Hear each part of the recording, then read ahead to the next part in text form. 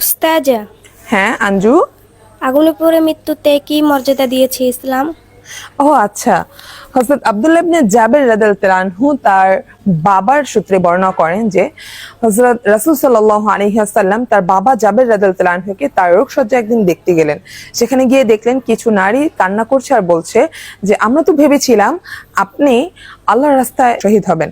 তখন রাসূল সাল্লাল্লাহু আলাইহি ওয়াসাল্লাম বললেন, তোমরা কি আল্লাহর রাস্তায় নিহত ব্যক্তি ছাড়া তোমরা অন্য কাউকে শহীদ বলো না? তাহলে তো শহীদের সংখ্যা অনেক অল্পই হয়ে যাবে। আল্লাহর রাস্তায় নিহত ব্যক্তি শহীদ, পেটের পীড়ায় মৃত ব্যক্তি শহীদ, আগুনে পড়ে মৃত ব্যক্তি শহীদ, পানিতে পড়ে মৃত ব্যক্তি শহীদ, কোনো কিছুতে যদি চাপা পড়ে মৃত্যুবরণ করে সেও শহীদ। এছাড়া নিউমোনিয়া জাতীয় কঠিন রোগে আক্রান্ত হয়ে যদি কেউ মারা যায় সেও শহীদ। গর্ভ অবস্থায় যদি কেউ মৃত্যুবরণ করে সেও শহীদ। সুবহানাল্লাহ।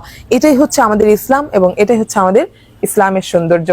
এছাড়া রাসূল সাল্লাল্লাহু আলাইহি ওয়াসাল্লাম বলেছেন, একজন শহীদ তার পরিবারের সদস্যের 70 জনের জন্য শাফায়াত করতে পারবে আর আল্লাহ তাআলা সেই শাফায়াত কবুল করবেন। সুবহানাল্লাহ। আর এই দুটো হাদিসই দাউদ শরীফে আছে। আসসালামু আলাইকুম।